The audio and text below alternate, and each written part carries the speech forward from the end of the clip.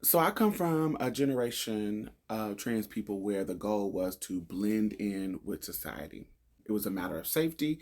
It was a matter of, I just want to be treated like I am normal. And the strategy was you do all the surgeries, you do all that is in your power to present as a cisgender woman.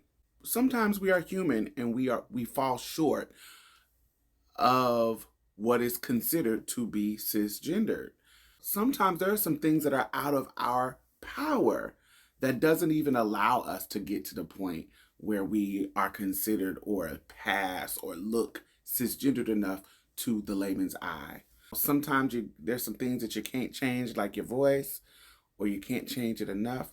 There are some things that take a while to change. Maybe you have a structure that it just looks masculine, that looks like a man. You might one day have a little bit of stubble because the razor that you had just didn't get close enough, or you had to rush out the door because life happens and you need to you need to life. And so you might have a little bit of something on your face, hair that somebody might see. Okay. And this could be anything. This could be the tone of your voice. It could be anything that somebody can be able to tell that you are a trans person. Okay? Usually, the problem that we are discussing right now, those passable trans women are actually not having the problems that we are trying to solve in this situation. Okay? Those passable trans women are not being disrespected in bathrooms. They are going in the bathrooms undetected and not having any issues. They're not being disrespected. It is the girl who is not passable who we are trying to save from these kind of discomforts.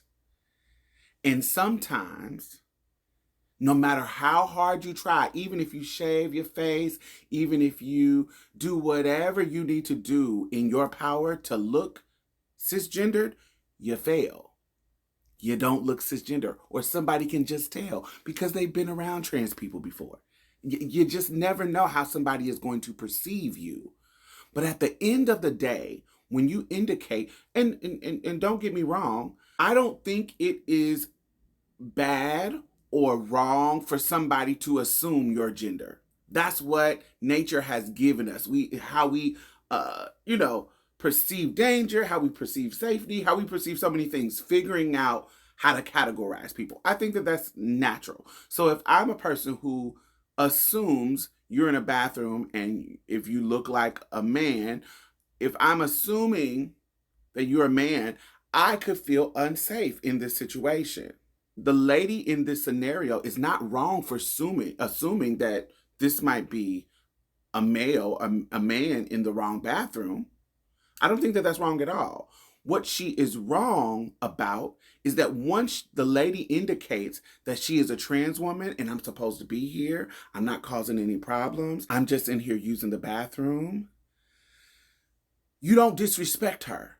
You don't call her a man. No, you did that. The response to her transness is the problem. It is not her facial hair. It is not her not passing. It is not her not doing all the things that you think that should have done to be able to pass. Because there are even cis women who might have some stubble on their face, who might be harassed because they're assumed to be trans. And these are the problems that we are trying to fix. The problem is the disrespect. It is not the assumption or the clocking is, oh my God, I assumed that you were a man. It's not that. Because that can be a fair mistake. You got a beard, baby. So I'm thinking that you're a man. That can be a total fair mistake. But the disrespect once she tells you that she is trans, that is not fair. That is shady. That is transphobia. There are cisgender people who fall short of the expectation of cis heteronormativity. And so when you open up the door to people being able to disrespect you and treat you bad because they clocked you, then what are you doing? What's the work? The work is to protect the people who are the marginalized, not to push marginalized people to be more passable, to break their neck, to fit a standard of femininity. The goal is to have people feel safe no matter how they present. And if that's not your goal, what's the point? The internalized transphobia pops out of y'all in these scenarios. And you got to work on that. Nobody should be disrespected.